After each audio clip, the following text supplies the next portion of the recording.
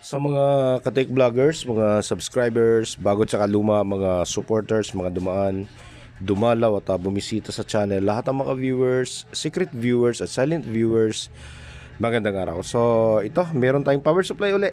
Power supply ng e-bike. Magbibigay lang tayo ng tip para sa mga nagmamayari ng e-bike na gustong bumili ng mga replacement power supply or replacement battery charger.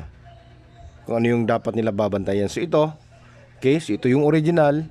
Ito naman yung bagong nabili ng customer natin. So bagong bili, hindi pa nakatapos ang pagcha-charge, bumigay na. Bakit? So ito, tingnan natin ng maigi, ano?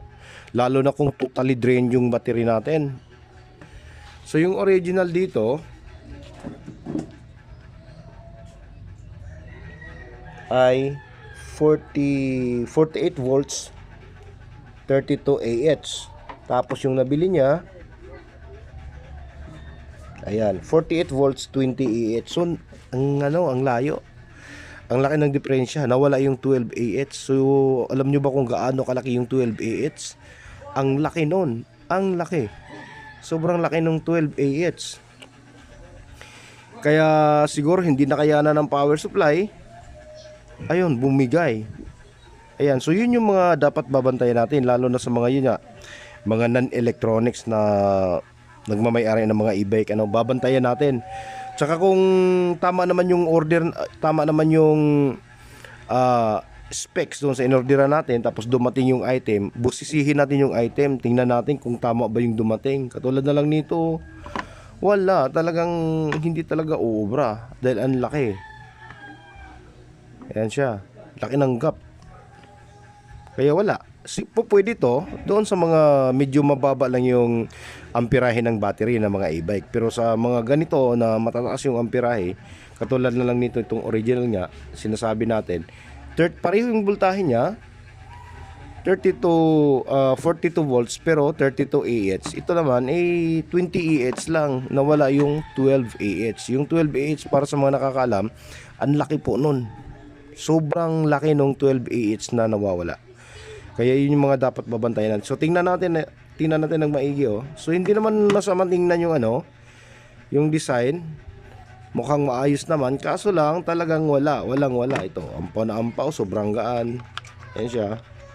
So to sira yung ano niya dito, oh. Itong chips na to.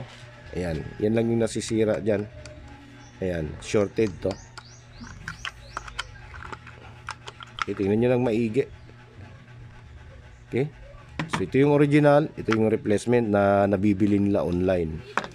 Yan, so ayan, mag-ingat-ingat tayo. Kahit na kadalasan pa naman kapag sa online, tama yung specifications, tama lahat dun sa gusto natin, pero nung dumating na yung item, ay doon na, hindi siya kapareho. So yun yung babantayan natin kapag dumating, bago natin gamitin. So ngayon wala na, hindi na niya maisauli. Ayan, hindi na niya maisauli dahil nga umabot na to ng mga linggo at ayun, wala, sayang yung ano niya, sayang yung pera niya. So sana'y magbibigay aral to, ano, sa mga non-electronics, na mga nagmamay-ari ng mga e-bike, kung ano yung mga dapat titingnan nila, ano yung dapat babantayan nila kapag namimili sila ng mga ano, yung battery charger, yung mga ganito, yung mga power supply ng e-bike. So hanggang dito na lang muna. Maraming salamat. God bless at bye bye.